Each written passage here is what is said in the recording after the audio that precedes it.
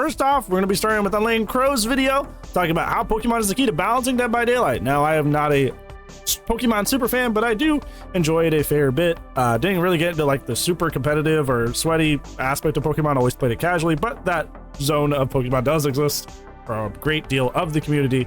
So my guess is they're going to be trying to lift some stuff from that and put that here, which would be interesting because I don't really know how like the format and how, you know, competitive Pokemon works. Been a lot of competitive games and Pokemon has never been one of them. But before we get too deep into this, make sure you hit that link that just showed up in the Twitch chat above my head. If you're in the YouTube, it'll be down in the description below. Take the time to like and subscribe to this creator because they are because we need to support the official release of a video if we're going to be reacting to it, regardless of like big, small creator, doesn't matter. Like we gotta put our support in so it matters. So yeah, take the time to do that real quick. It'll take you like 20 seconds tops. That way we are doing our part. Going back to this, we're going to be talking about how Pokemon could be the answer to how to balance Dead by Daylight. So yeah, let's go and get started. Watching this video the day it's posted, or you took notice of the day it was uploaded, you probably have a certain expectation of what's about to go on. It was up on April Fool's for context. So let me rip the bandage right off. No, this is not the typical April Fool's Day video where I talk about something ridiculous for 15 to 20 minutes before revealing that it's some poorly thought out joke that ultimately only wastes the time of everyone involved. Instead, I'm using this April Fool's Day as an excuse to talk about an extremely weird and out there idea in a completely serious, if a bit more comedic than normal way. If y'all like this kind of thing, maybe we can make a tradition out of it because, in my opinion, this is a much more fun and creative way to use the holiday than the normal YouTuber thing of uploading an obviously fake I'm quitting video for the easy clickbait views. Yep. But let's be real, it's not like people were waiting to do that anyways. Sorry for the double intro, I just want to get that out of the way ASAP. No, go for a triple intro. These are rookie numbers. Yes, you read that title and thumbnail right, and no, this isn't some weird out-of-season April Fool's joke or brazen clickbait. I genuinely believe that DBD would be a much better game if it were to take some notes from Pokemon, of all things. We do be loving Pokemon. Now let's get one thing clear. I'm not suggesting something dumb like giving Trapper a Pikachu, despite the two being a match made in hell for mascots that are absolutely I choose my favorite. Just evolve that bad boy. Nor is this some weird way of clickbaiting the idea of perks being limited to certain survivors like it is in TCM or anything like that. Okay, like, enough about what I'm not saying, let's focus on what I am trying to say. If you haven't paid attention to Pokemon in the past decade or so, but loved it as a kid, I'd recommend you take a seat for this one. I am sick. Competitive Pokemon exists. Yep. I don't mean competitive Pokemon like battling other kids on the playground no, until like, that one asshole like with an actual literally replay sweaty competitive Pokemon. It's so weird. Spending 5 hours poring over spreadsheets of different interactions just to get your stats set up for one Pokemon. Competitive Pokemon. I don't know if this forbidden knowledge is affecting you the same way it affected me when I first learned about it, because I was like, huh, you're not joking? Okay. Why is your crow green? I guess. And are they okay? About my day, not really thinking about it until later that night, and it kind of hit me something like this. I don't know if I felt this way because the last I'd ever heard of Pokemon was in middle school when like X and this is Y old school miniature footage because it has the but it definitely surprised me once I had time to actually realize what that meant. And then imagine my shock when I got into looking into it with one of my friends who turned out to be a really big fan of it, and found out it may have the best way of handling a vast array of wildly different powered things in a competitive setting that I've ever seen. Well, at least on one half of it. Crazy over, I never got it. To make this explanation really quick, competitive Pokemon is currently split up into two parts, which are on wildly different sides of the well-thought-out. I remember that Anthropology. That picture was crazy. The actual games as its base medium, and it's run by Nintendo themselves, but is horrifically grindy, and it's also debatably pay to win. The other half, called Singles, uses a third-party battle simulator run by a group called Smogan instead, and is basically VGC. We saw what happened when Behavior tried to run their own competitive tournament. That went very well, with no problems. Sometimes, I'm just sitting, you know, doing my thing, writing on the Xeno Guide, streaming for you guys, and then I realize, oh gosh, that happened. And the secondhand embarrassment just starts flowing back into me, like right away. Off to Valhalla. Oh my gosh. Without all the grinding and strange rules or pay to win. We're going to be focusing on the latter because it has what is the inspiration for this video. One more thing, before we get too far into this video, I want to be very clear about what this video is about. This video focuses around the central idea of a ranked mode coming to DBD. I know them some fighting words for some of you, but you should know that this isn't a video about if DBD should get a ranked mode, as that's a whole different discussion we can have another day. This is about if you're still curious about what I feel about it, it's Joshua, my frequently asked questions. Is that I feel like inherently there would be people who would only play ranked because they're hype about grinding titles and rewards and that sort of thing, and they would only play ranked. So that is a net gain for everybody who plays casually. Yes, would there still be tons of people playing casual and sweating? Yeah. But there would be people who would only play ranked, and that is a net positive, even if it's not a huge one. So that's how I feel about it.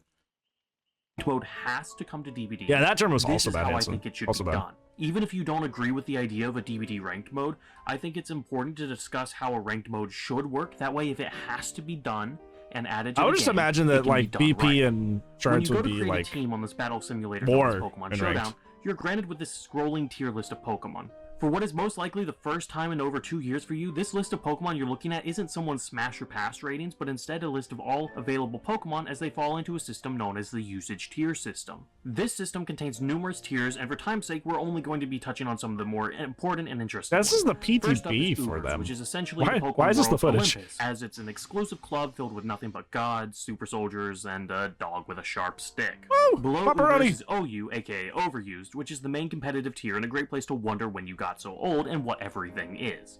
OU is followed by UU, standing for Underused, which is essentially the lightweight class in wrestling if half the wrestlers were made out of sand.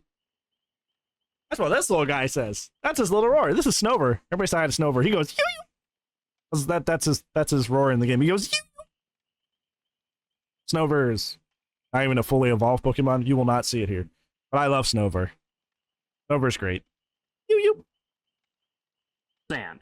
And finally, PU, which is the worst tier, and also the only tier that you have a chance of actually knowing what more than 10% of the Pokemon are. An easy way to visualize this tier system is to imagine a bunch of nets aligned in a vertical line, with each net having increasingly smaller holes. Now pour a bunch of rocks onto the nets and let them sift through. The further down the net, the smaller and weaker the rocks it catches are. After pouring the rocks through the nets, should one choose to, they could easily push a rock back up through the nets without damaging them. However, you can't force the same I always rock further heard down that people liked the net Ground stack Trouble a lot, even in without competitive carrying or Pokemon. I guess that's changing the not net. true. This isn't a perfect analogy, but I hope that makes sense because otherwise this video might get a little hard to understand pretty quickly. Now, that's great and all, but what does this have to do with Dead by Daylight? Nothing. At least not yet. I promise that wasn't a waste of your time, because while most tier lists are created by either bored teens or 30-year-olds desperate for the money to pay off some bad crypto investments, this tier system is sorted by cold, hard numbers, with only a few cases as exceptions. I was going to say the Xeno Guide would be good for investing in Bitcoin. I don't know what he meant by that, but... Usage rates. There you go. The core idea is that instead of trying to force all 1,000 Pokemon to compete for viability in one competitive meta, the community cut up competitive play into the aforementioned tiers so that way balancing isn't really that big of a deal. In this system, if a Pokemon gets waffle stomped in OU, it will eventually drift down to a lower tier where it can hold its own. What's good but not overpowered in a tier stays in that tier, while the rest fall to the tier below it so they can fight for the scraps. This strange and honestly really hard to initially understand system creates what I'd like to call family-friendly Darwinism, and I think this would be the basis for an ideal competitive mode for DBD.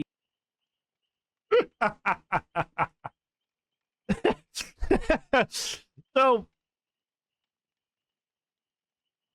okay, that is so funny to me, because Darwinism is a standard for social studies that you have to teach in world history. I never in my life ever thought I would hear the phrase family-friendly Darwinism. Family-friendly Darwinism. You know, the thing that Charles Darwin made that said survival of the fittest, which was initially supposed to just, describe the, animal kingdom and the animal world, but in use in practice, was applied to people and was used as excuses to imperialize basically the entire world. Oh, it's just survival of the fittest, so we should just invade every country and take their if they just can't hack it, that's their fault. That's family-friendly Darwinism. But, Darwinism, the thing,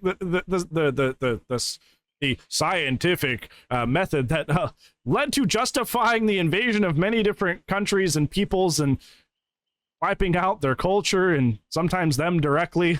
Yeah, that's family-friendly Darwinism.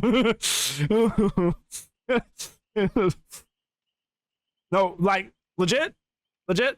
My brother's name's not for fun. My brother has their degree in anthropology. I bet you are also just like cringing so fucking hard right now. Family friendly Darwinism. What do you mean? I'm sorry, nerds, but like in the context of what Darwinism was weaponized to do, that's such a weird statement together. Oh. With a few changes, obviously. While it's no 1,000 Pokemon, at the time of recording, DBD has a total pool of 243 perks and 33 different killers, all of which are wildly diverse in their power ranges, ranging from why would you put yourself through this to why would you put them through this. Oh, this already bloated perk.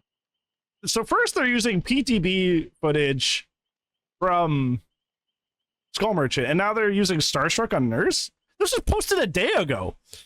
Why is their footage so old? No offense. I don't mean there's any offense or gripe to this creator. Why is all their footage and references like ancient?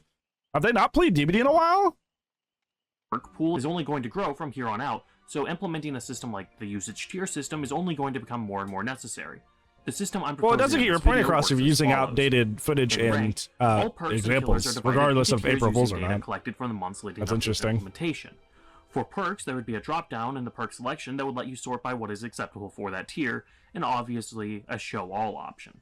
Additionally, at the bottom of each perk, its current tier would be shown. For each killer, underneath their difficulty rating on the killer selection screen, their current tier would be shown, and there would probably be a way of sorting. She's lost without her brother right now. As an example of how this new system would work, let's just play pretend for a second.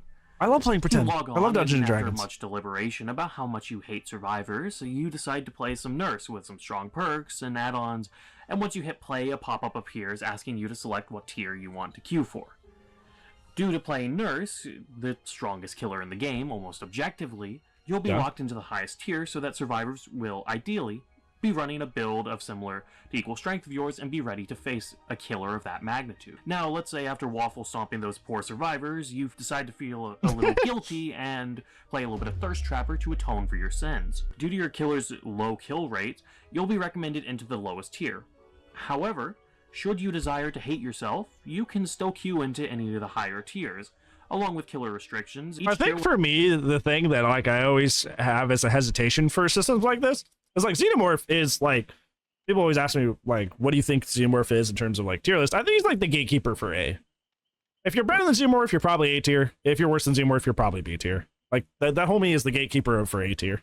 So as an A tier killer, I would just to a certain extent just be kind of like locked into a certain level of sweat for all of my games forever, just because I happen to like the Xenomorph. Just because I like a character that happens to be good does not mean I like to sweat, right? I know people that play Xenomorph that only like to just go for tail attacks. They don't really care to win. They don't care to sweat. They're just like, oh, can I hit over this? Oh yeah, I can. You know, like that's it. That's all they play the character for. That person is not sweating, but by this system, they would just kind of like be perma-forced into more difficult matches just because of the character they're playing, which would be a disappointing thing if you wanted to play that character, and honestly force you away from playing a character you actually enjoy. Yeah, Alrin was here earlier. Alrin's one of those people that does that gaming. Yeah, I think it would punish a lot of people that just casually enjoy the game. And this is something that I say almost every video where it's like a discussion is like, we don't pay the bills. Us who are like obsessed with the game and make like commentary videos and stream on Twitch and do all this, play the game all the time. We don't pay the bills. The casual players do. The casual players are the ones that like will recommend it to friends just to play for a night. And if they don't play every day, they'll come back for events. They'll come back for stuff like that. They'll buy a skin or two just because, ooh, that new goth chick's really cute. And they buy a couple skins and then they stop playing for a little bit. And then they come back in the next event. Ooh, wow, that Halloween skin is really neat. And they buy that. Like, the casual players are the ones that pay the bills. So this would punish them the most. This is almost the exact same conversation we had with like the Choi point system, is that systems like this actively punish the casual player base while protecting the regulars of Dead by Daylight, which sounds nice in theory, but in practice, not very financially sound to screw over the people that pay for the bills. Like, that's not smart. So instead of Jolt, and so on and so forth. Charge! It's important to remember that while you can't use perks and killers from tiers higher than whichever you're currently queued for, you can still use perks and killers from lower tiers. If you want to run around and stun nurses and spirits out of their powers with flashbangs, while Can You Feel My Heart slowed and reverb mix plays in the background, you absolutely can. I love Bring Me the Rest! However, you can't run Elk Ring, Speed Blight, and stomp on unknowing survivors who only have a Pebble and Tier 1 Spine Chill to their name. Since every player would be able to select a tier before playing this gives all players a bit more control over what they face up against and may alleviate the current little bit... the current DC problem.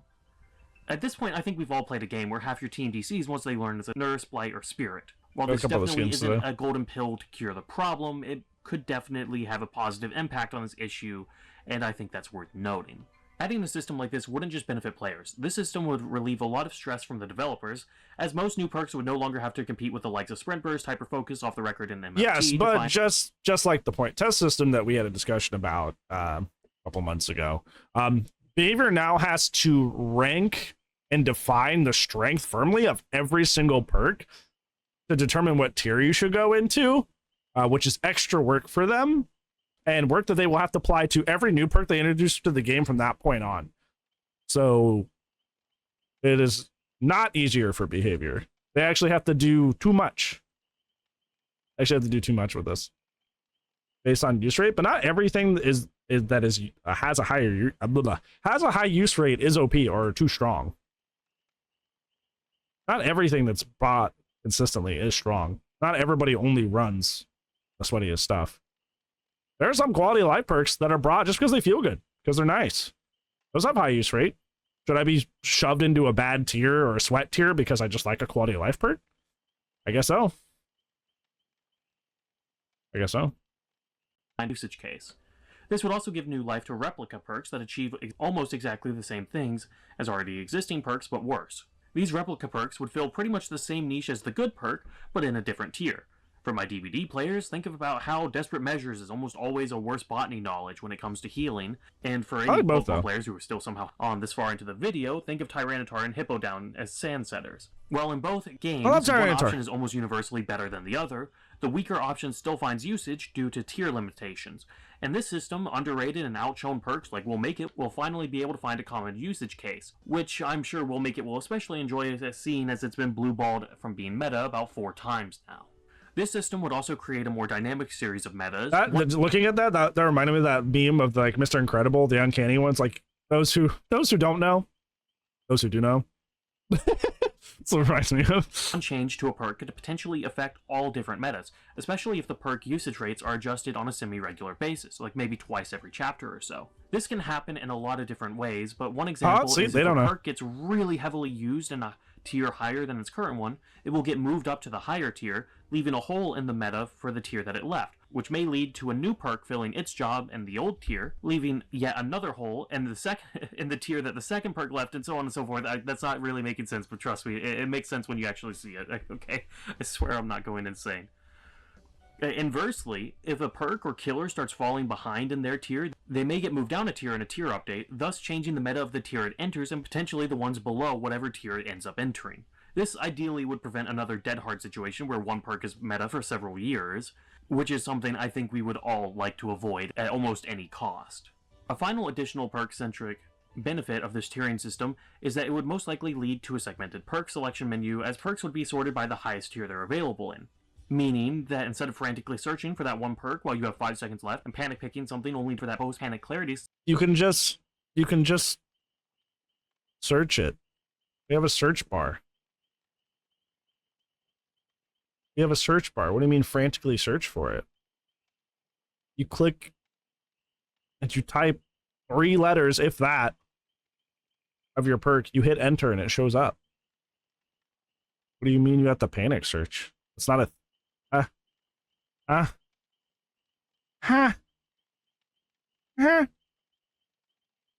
sink in and realize you're now running Technician. As long as you know what tier the perk is in, you could easily sort out the other tiers, greatly reducing the amount of bloat that you need to sort through the perk pool. And with us now having the search bar, this isn't as important, but I think it will be very helpful to beginners, but we'll come back to that in a second. Yeah, we're like using PTB footage from the fucking Skull Merchant PTB They use Starstruck Nurse as an example of something that's OP, and now they're ignoring the search bar. But this video was released a day ago. No, not a year ago. A day ago. April 1st, 2024. What? What is happening? System isn't a perfect fit and will need some decent changes. I agree. I like Pokemon's name a lot, so it's really cool. Usage rates for kill or escape rates, or maybe even average chase duration, or some other metric. Because I don't know if usage rates will perfectly work in DBD because of the differences between using a Pokemon and using a perk that just buffs you. But we'll have to see.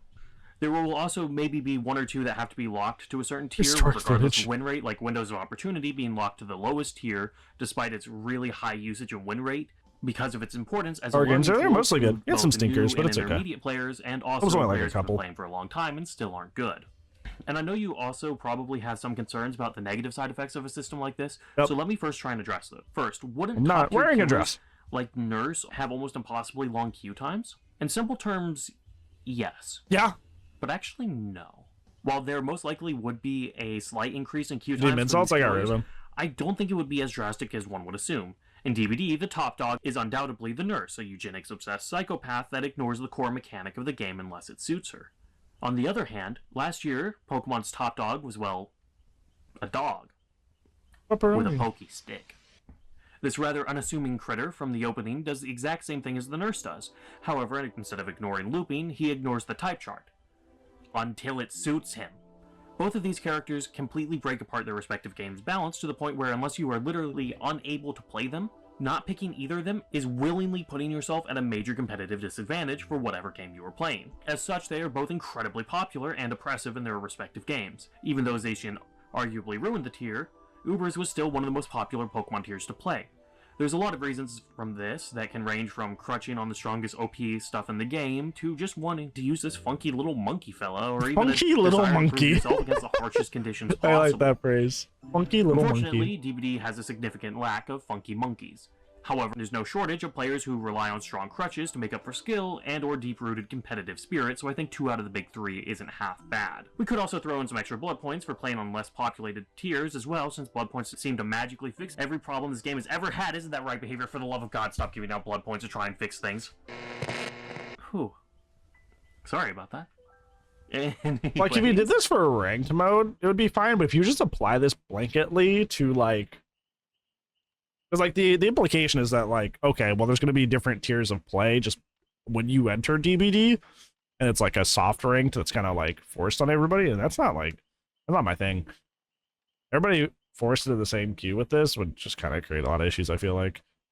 Another big complaint I could see about the system is that it divides the queues up and splits the player base. This is the biggest complaint when it comes to discussing any form of ranked mode in DBD, and I can understand why. Way back when, queues for a DBD match could easily be anywhere from 20 to 60 minutes, and I think that long-time players are worried about getting those queue times. 60 minutes? 60 minutes? Oh man, I played this game for 4 years. I don't think, unless it was like a PTB that I was joining for like, after 3 days after release, like, I have ever waited more than like 15 minutes. What do you mean people were waiting for an hour? Yeah, like 15 to 20 minutes is like the longest I've ever waited. Huh? I played this game for 4 years. I've never had that. What are you talking about? What? What do you mean? While this is understandable, the reality of the matter is DBD is leaps and bounds more popular than it was back then, meaning it has a much larger average player base. Personally, I believe DBD's player base is large enough for it to be split into a few sections. Should it be split as Pokemon? Absolutely not, no. Showdown is split into somewhere around like 84 separate modes at one point when I counted while researching this video, and that's, you know, that's all tiers across all generations and a couple weird side modes and limited time events or something. I don't fully understand the website. It's too complicated. just put me in random battles, please. Anyways, despite being so split up, in most of the regular modes, you'll find a match in less than 30 seconds. Because Nintendo and Pokemon are like a worldwide franchise that has decades and decades of fans and fan loyalty. Dead by Daylight doesn't have that. That's why. Yeah, this is a franchise that's been going for like 30 years. Which you're also right, so it's very family friendly and very nostalgic. And we'll always have players because they're having constant releases of like hundreds of characters. That is not the same environment as Dead by Daylight. Even though the website has a fraction of DBD's average player base. Personally, I'd like to see a 3-tier system for DBD that goes somewhere along the lines of OP Sweatfest, normal players, and... oh, I forgot you even existed. But in the future, a 4th tier may become necessary. And once again, I think DBD could easily handle having its player base split up somewhat evenly among these 4 or 5 different modes, including a casual one, of course. There could also be just put me in the game already button, where it'll queue you for any tier that your build allows, meaning that you can just get in the game quickly if you're just trying to grind Son of mom comp. That's funny. Finish the Rift in 16 hours because you had a mass burnout of the game. Let's be honest, we've all been there. I've done that a couple times. Another big problem with this, and this is the biggest problem, and there is no argument about this, coding this into the spaghetti jungle that is DBD would be almost impossible. This system would require an enormous amount of time and effort to create. That's an indisputable fact. Now, whether or not Behavior would be willing to put in that much effort to something that isn't a Trickster or Fang skin is completely up for debate. One of the people that I sent the script to before recording mentioned that this process could also complicate the new player onboarding process, and this is a completely valid concern. But I would argue the exact opposite, especially in the future when the game gets even bigger. Each killer has tons of interactions on every map with different perks, with different tiles, even just random environments. Like that one bush that very much appreciate it. Thank you. Screws over Bubba even though he's 5 feet away on Garden of Joy. You know the bush. You know the one I'm talking about. Hey, they patched that though. As a new player, it's considering how long Dead by Daylight's been going and how good some of the top players are, it can be really intimidating to get into the game. But I think breaking it into separate sections so that way they can learn it piece by piece would do wonders for the new player onboarding. And this is only going to become more pronounced as more content gets added with every chapter, because that's more that these players would have to learn. So recommending these players to play like the lowest tier to learn the game, the basics of the game, and then some of the perks, and then working their way up would drastically reduce how much they need to learn, and also help reduce the grind of getting into the game. Since now they don't have to choose between all the killers, they can just unlock the killers that are in the tier that they're currently playing, learn those. Same with the survivors. I think once again, this doesn't really address the fact that, like, with a beloved IP like, you know, Alien, I want to play the Xenomorph. Xenomorph, really, really strong killer. If I play a really, really strong killer just to hit fun shots, just to hang out, just because I love the killer and I want to specialize in them, I am just perma-locked into having a more stressful experience, essentially nonstop. Just because of that. And there's no way to address that. Yeah, another great example. You play Chucky. Chucky's like top 5, top 10 killer in the game. I know a lot of Chuckies that just go for slices, dices, and don't even scamper. They just like Migo Zoom as little man. Most people are just going to be perma-locked into really sweaty, intense games. And there's like systems like this, like this Pokemon system, like the .10 choice system, like they just don't account for that. They're just like, well, get bent. Well, that doesn't matter. So what? Get bent, I guess. Like, I don't always want a super sweaty, intense match just to play my favorite character. That's not what I want. So, I don't know. No, that's not. No, Stinky, that's not what they said. They said this would introduce a system. This would introduce a rank system, which is what they're talking about, the different like tiers of play based on the perks and characters you play. That's what they meant. So, like, you just couldn't play strong characters and mess around. There's a lot of strong characters like Pyramid Head, like Xenomorph, have just like skill shot stuff. Wesker, another good example, have skill shot stuff that's fun to do, but you'd be forced to try, which sucks. And then once they're bored of the tier, they move up to the next one and start the process all over again. I know this is a really out there idea, and also the script's kind of all over the place, but I hope at the very minimum you can see where I'm coming from. The DBD community as a whole is really split on the idea of a ranked mode, So I figured I'd throw my 2 cents on how it should be done if it has to come to the game, and enter the deep, soulless void that is modern YouTube and see what comes back. Have I convinced you? Do you think I'm a rambling lunatic? Well, would it work if there's a ranked mode? Because if there's a ranked mode, first, step one, we split the player base between casual and ranked, and then we take that ranked mode and split it even further into all these different tiers. Would that work?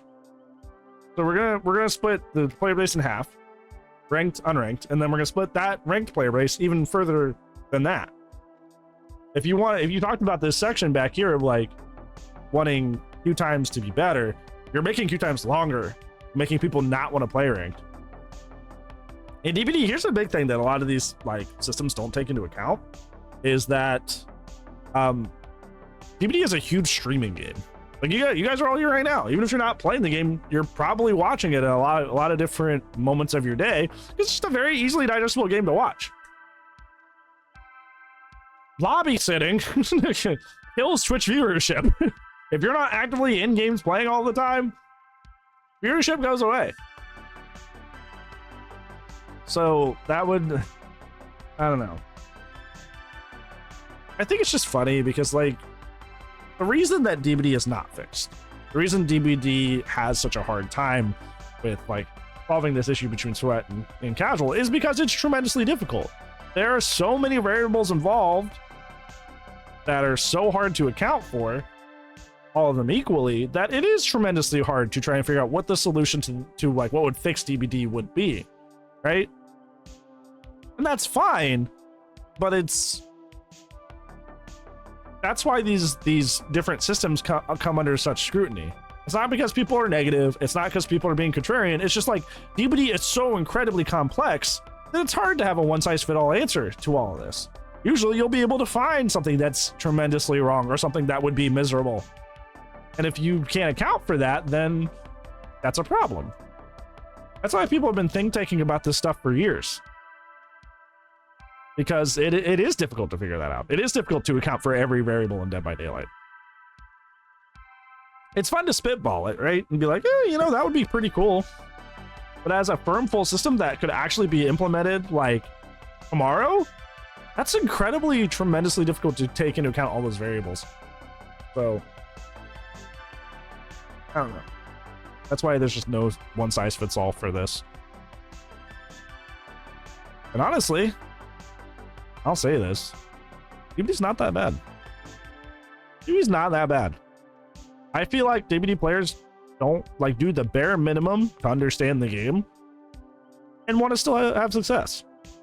I think the game itself, if you understand the game even on a moderate level, is fairly fine. It's still fun. I have fun 95% of my games. I'm the xenomorph. I run around, I tail attack people. I'm good, right? If I'm on Survivor, I may go for a flashlight save. Mostly I'm playing altruistically. I love just doing my little champion of light blind thing. It's good. I have a good time. But like I feel like there's just a big difference there because like you win some, you lose some, and it's okay. I don't think DBD needs such a massive pervasive overhaul. Would a ranked mode be okay? Cool. Yeah, sure. That'd be neat. I'd grind titles and rewards and stuff in that. But I don't think the game is dying. If anything, if you look at the Steam charts, player count has gone up. If you look at the Steam charts, player count has gone up. I was looking at it the other day. We had like 70, like 80K players. You keep that in mind for comparison. The highest peak of this game ever was 105K, which was the Nemesis, the first Resident Evil chapter. So like we have a lot of players in the game, especially comparatively to the full picture, like the full game's history, right? The game's not dying. The game's not terrible. You know why? Because the vocal minority is very loud. I played DBD since 2016 and I f***ing hate this game. You know why? Because you were out there BNPing and running Prove Thyself before it got nerfed and slamming gens in like 2 minutes and just absolutely making killers miserable. That's why. That's why DBD's bad for you. Because you can't just bully people anymore. You called me out, no fire. I mean, if you think so, that's up to you. I mean, I don't know. I don't know what goes on in that head of yours. I feel like you would agree with me. I don't tread those waters. I don't want to be inside your head. There are people who liked Noed never giving aura for any reason, and just being able to just down people and your Noed never gets found. But people liked having Moris be like not even requiring a hook, so you could just nuke somebody out of the game for free. The things that were fun about DBD were often at other people's expense, and people missed having fun at other people's expense. So now DBD is dying, DBD is not good, DBD desperately needs changes because we can't bully people anymore. I think that's a big part of it.